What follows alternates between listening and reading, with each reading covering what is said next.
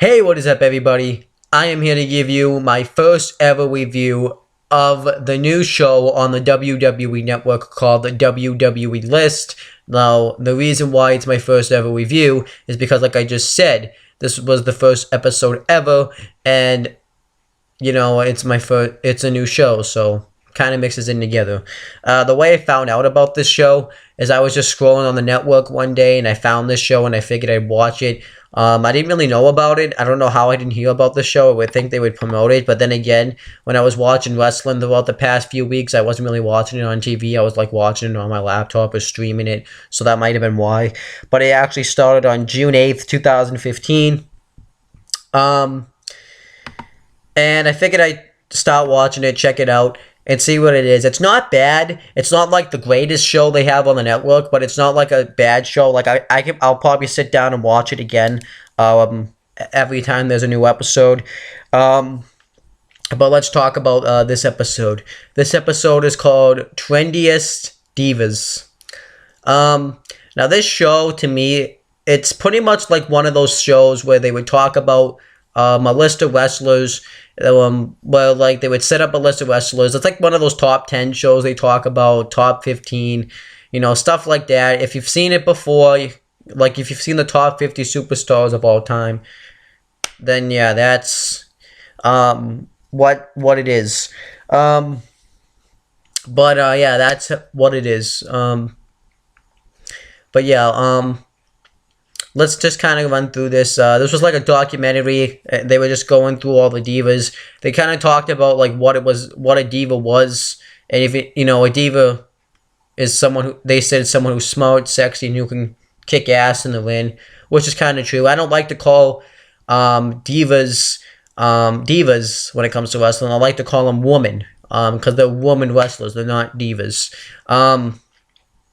And they were talking about what the difference is between being a diva now or a woman now, and to being a woman like back like in the Attitude Era. And they say that they feel like that they're not like as people like Summer Rae, by the way, Cameron, Byron Saxton, and other people like that were saying this, how divas like on as Trendiest, like they used to like kind of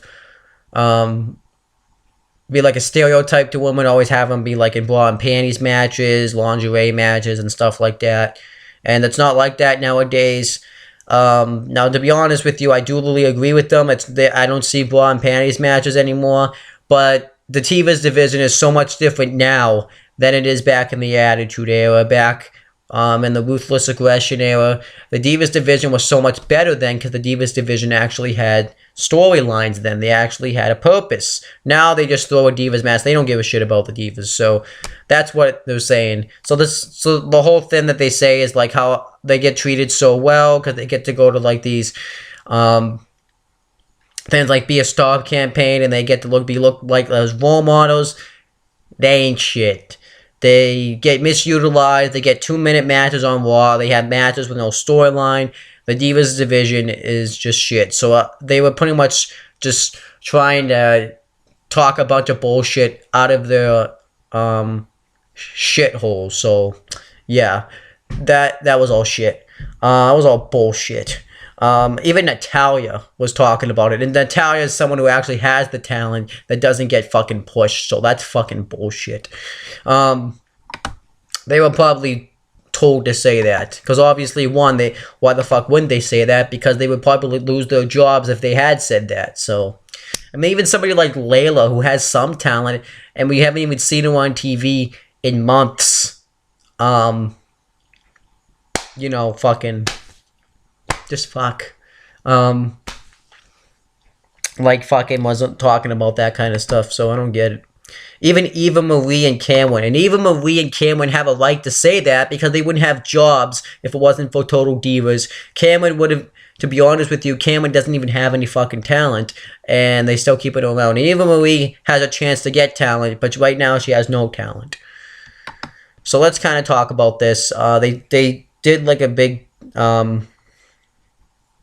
top 10 kind of thing. Like they talked about some divas. They talked about the Queen of Hearts, which is and they had, yeah, because they had like names for each one. It was Natalia. Is Queen of Hearts. They talked about Natalia. They talked about how she's in the Hulk family, and how when she puts that sharpshooter on, she really gets it on there. And they talk about how they feel like that she's one of the best divas in the WWE, which is probably true. If you exclude, I would say she's the best wrestler out of all of them. And they talk about how she Summer Rae even said that she wouldn't. Every time she gets in the ring with Natalia, she feels like she improves. And she talked about, Brie Bella talked about how if she had, if she was in that Hart family lineage, she would always be talking about it because she always tells stories and stuff like that. And how Natalia has passion for the business, and I would think so, just because of the fact that I think Natalia would have been out of the WWE by now if she didn't have the passion for the business because of the way they mistreat her. Stuff like that. I thought it was fine. Even like people like Sasha Banks, Alexa Bliss, and Charlotte were talking about it, and they actually have everything that they say is true because they're down on NXT where the women get utilized like gods, like like the way they should be utilized, and they're on the main roster they get utilized like shit. So yeah, that was Natalia though. So then we get the next one. It's called We Want Lana, and that's pretty much Lana. They pretty much talk about how hard as hell she is, which is true. And they talk about how she was the one that would control Rusev. She was the one that would, crush Rusev, and a bunch of people impersonated like Paige, Xavier Woods, who does it really well, Titus O'Neil, Byron Saxton, other people like that.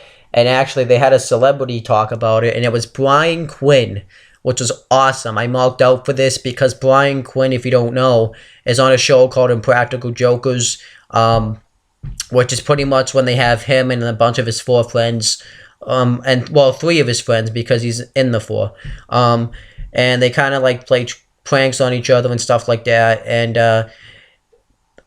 I know I can describe the show, but it's so funny that I can't really describe it. You have to check it out for yourself to really see how good it is, because Brian Quinn's on that show, and that's like one of my favorite shows. If I had to go, it would probably be my favorite show, and it would be in the top 5 somewhere. Because Impractical Jokers is really funny. I think he is a wrestling fan too, because one, he was in this, but he did an episode where he had to wrestle a match, but then again, he got punished because there's punishments, But yeah, he said that Lana's hard as hell, pretty much. They talked about how Lana always controlled Rusev, which them talking about this just made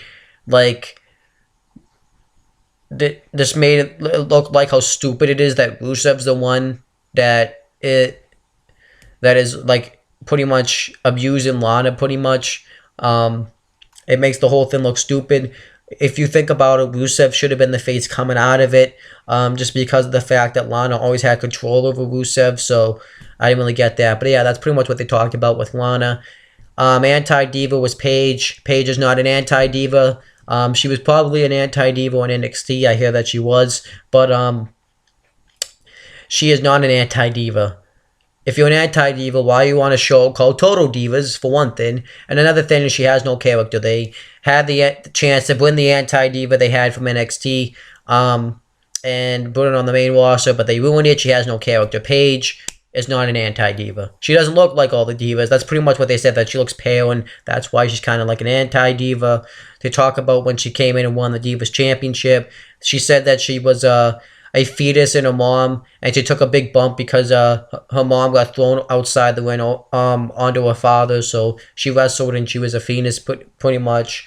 Her goal was to get into the Hall of Fame one day, which she probably will, because Coco Beware's in the Hall of Fame. Why wouldn't she get into the Hall of Fame? And if Drew Carey's in the Hall of Fame, then, Drew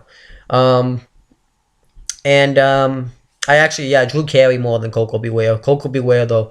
But anyhow, Corey Graves even talked about how much of an anti-diva she was. He said that they would be he's even said like they would be like a good match together, which was weird. Because he has like a wife and kids.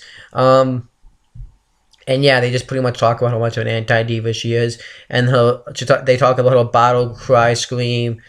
But Paige is not an anti-diva anymore, guys. They're just bullshitting you. So next one is Does That Count? It's Santina Morello. It's pretty much Santina Morello dressed up like Santina Morello. Moving on. I don't want to talk about that. Jay with the Kim Lawler. They all just pretty much made fun of it and stuff like that. It was bad. This one I think was scripted. Then we get Thank You AJ. And this one was AJ Lee. And they talked about how AJ Lee was crazy and how she was like how she has a tattoo of like the days she won the Divas Championship. Talking about how she had the longest reigning Divas Championship reign. I'm trying to think of what else like I can say about AJ Lee, because I've probably said it all when she was actually wrestling and stuff like that. How she was with all these men and stuff like that, and how she went crazy. How Daniel Bryan was the one to drive her crazy, which is true, because Daniel Bryan dumped her, and that kind of drove her into that character. And then she talked, yeah, that was pretty much about it. But I thought this was good. Then Seeing Double was the Bella Twins, Nikki and Brie. They kind of talk about like twin magic, which they can't do now because of Nikki's tits. What they do talk about, they do bring that up, how Nikki has bigger tits now, but they're like, that's not all that's different about you. Nikki's like punk rock, which I don't really see that, but okay. How she like she always dresses like in red lipstick and stuff like that. Brie dresses very environmentalist and stuff like that, and how Nikki wrestles a more strong style, and she also can't really wrestle that well anyways. And Brie Bella wrestles more technical, because she's married to the guy that's Daniel Bryan. And Daniel Bryan even says that they even talk about how they all have different personalities. And that was it. Now that I think about it, this really wasn't that good. The reason why it wasn't that good is because of the episode itself. It wasn't that the show was bad. I thought they was really well done. It's just, they're telling me a bunch of bullshit here with the Divas division. They don't utilize the Divas division for shit.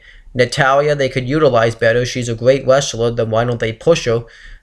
Lana, they just pretty much showed the whole thing about the Lana Rusev storyline, how stupid that was, just by that documentary by itself. Paige is not an anti-diva. She has no character. I mean, I don't want to say that, but it's a fact. Santina Morella, that just says it all right there. AJ Lee was the best one, actually. The Bella Twins was fine. And then Slap was Stephanie McMahon. It shows Stephanie McMahon slapping like all the guys and stuff like that. That's just slapped, and all the women and stuff. I thought that was fine. But I just this episode, I mean, the show itself isn't bad. Just this episode, they just fed me a bunch of bullshit about the Divas division, and I think it, they're just telling me a bunch of bullshit, so I don't really agree with it. But that's pretty much it, guys. You can click down there to subscribe, and that's pretty much it, guys. I'll talk to you guys later.